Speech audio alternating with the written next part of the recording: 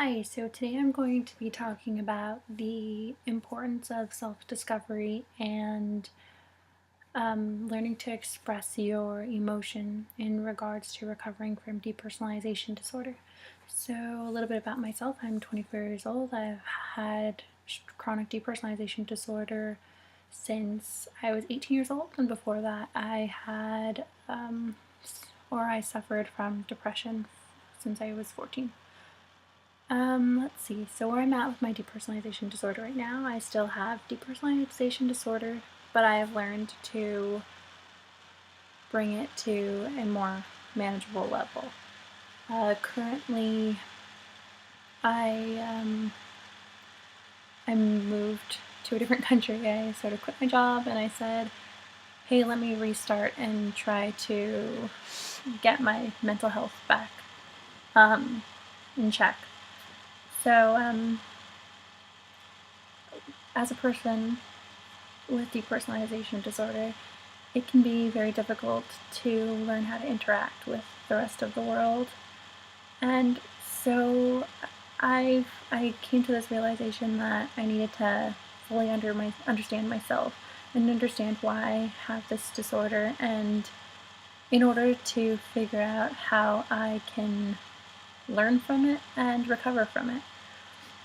So in that process, I took a psychological test based on personality types, and I learned that I have an INFJ personality type, which is like an advocate, mediator, like a protector, and I found a lot of commonalities between my personality type and traits of my disorder, or traits I associated with my disorder. So I'm going to read a little bit of it, and maybe it'll apply to you, maybe it won't, but we'll see. So let's see. As an INFJ, your primary mode of living is focused internally, where you take things in primarily via intuition. Your secondary mode is external, where you deal with things according to how you feel about them or how they fit with your personal value system. INFJs are gentle, caring, complex, and highly intuitive individuals. They live in a world of hidden meaning and possibilities. 1% of the population has an INFJ personality type, making it the most rare of all types. INFJs place a great importance on having things orderly and systematic in their outer world. They put a lot of energy into identifying the best system for getting things done and constantly define and redefine their priorities in their lives. On the other hand, INFJs operate within themselves on an intuitive basis, which is entirely spontaneous.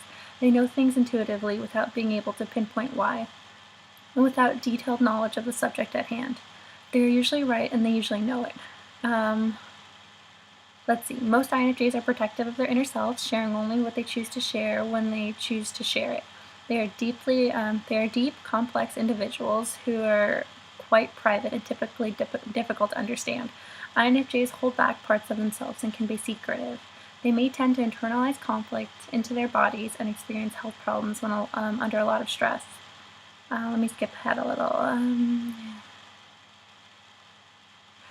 Life is not necessarily easy for the INFJ, but they're capable of great depth in feeling and personal achievement. So a lot of these, sorry, the light is so bright on my laptop, but a lot of these things I can completely relate to when it comes to the traits of my depersonalization disorder. So, for example, the feeling of being secretive or internalizing a lot of my emotions, I do that completely. Like, not a lot of people know that I have depersonalization disorder, and other than my YouTube followers, but I'm very secretive about it. A lot of the time, I feel like I have a secret that I'm walking around with. It just feels like a secret life, and that's why I feel like a lot of people with depersonalization disorder say that they feel like it's some sort of superpower, and they try to use it to their advantage. But my take on that is you should completely avoid doing that. That is the reason why you have depersonalization disorder in the first place, or at least that's what I believe. I believe that internalizing everything is what makes you depersonalized. That is the root cause of depersonalization disorder. So when you try to actively use that, you're just feeding into it.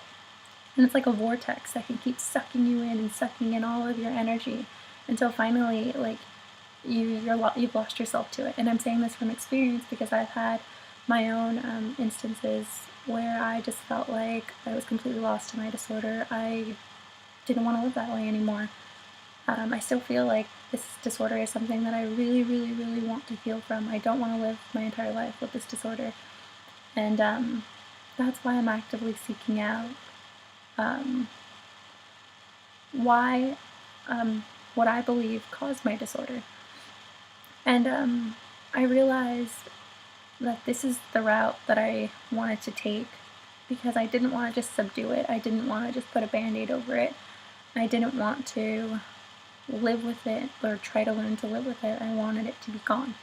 And so that's why I stopped taking like prescription medication. I'm not advising anyone to not take their prescription medication, because if that's what you need to do, then that's what you need to do. This is just for myself. I don't want to have anxiety. I want it to go away. I just I don't want to. For me, it was the medication just subdued my emotions more than I already did myself. So one thing to say about people with depersonalization disorder is, or one piece of advice I'd like to give to them is that please don't forget that you're alive inside. I know that you're alive inside, and you want to come out of this hell that is this shell, and you may not feel like this world is the real world, because how can you possibly be so feel the way that you do because of the fact that or feel the way that you do, but just keep peeling back the layers. It's a shell. If you keep on peeling back the layers, then eventually you'll be able to express what is inside of you. Yeah, hopefully what I said helped. I know maybe it was a little bit of a rant today, but take care, and I wish you all the best.